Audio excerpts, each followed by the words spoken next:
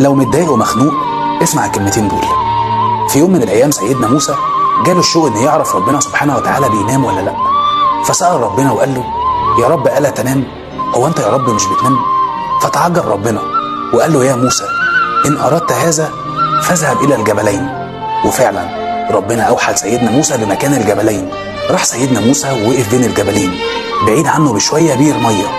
في لحظه فات فيها شاب طويل عريض قوي البنيان ميل بيشرب من البير ده، وهو بيشرب من البير ده وقع منه سره فيها فلوس، وقام مشي بدون ما ياخد باله من الحاجه اللي وقعت منه. لحظات وفات طفل صغير من جنب البير وشاف سره الفلوس دي، في لحظه اخدها وجري بعدها بدقايق. فات راجل كبير عجوز فشرب من البير ده وسند ظهره عليه عشان يرتاح. فجأة رجع الشاب اللي وقع منه سرة الفلوس وافتكر انها وقعت منه وهو بيشرب من البير. فلما رجع ما لقاش غير الراجل العجوز ده. قال له: انت اللي خدت الفلوس.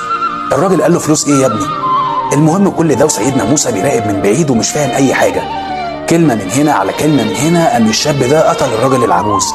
سيدنا موسى وقتها اتفزع وبصوت عالي قال: يا رب حصلت مظلمة في الارض، الطفل الصغير هو اللي خد الفلوس والراجل العجوز مات ظلم. فرد ربنا سبحانه وتعالى على سيدنا موسى وقال له: أيليق بي أن يظلم أحدا في ملكي؟ يا موسى الفلوس اللي وقعت من الشاب كان سارقها من أبو الطفل الصغير ده، ورجع الحق لأصحابه في الدنيا.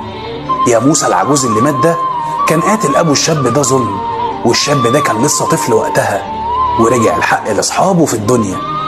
عرفت يا موسى أيليق بي أن أنام وأغفل أم لا؟ حينها خر ساجدا مستغفرا